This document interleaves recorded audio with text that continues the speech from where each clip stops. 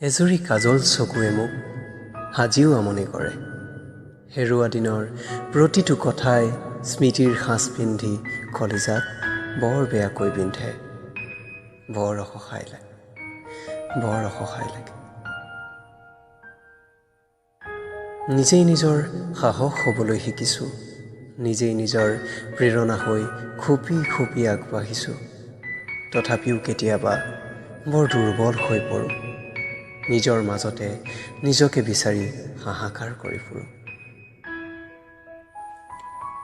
কোনে ভাবিছিল বাৰু এনেকৈও শেষ হ'ব পাৰে এটা সম্পৰ্কৰ।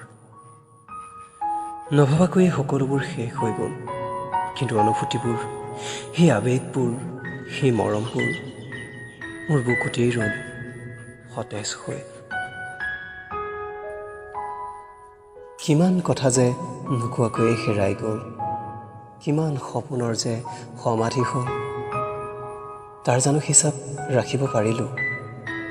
যিদৰে হিচাপ নাই তাইৰ প্ৰতি থকা মোৰ ভাল পোৱাৰ।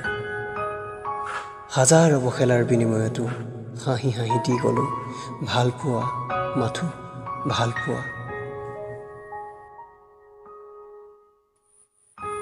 কাৰোবাক ভাল পাবলৈ যোগ্যতাৰ প্ৰয়োজন, যোগ্য ভোগ্য বসুন্ধৰা যাবৰ পৰত তাইতো শিকাই থৈ গ'ল।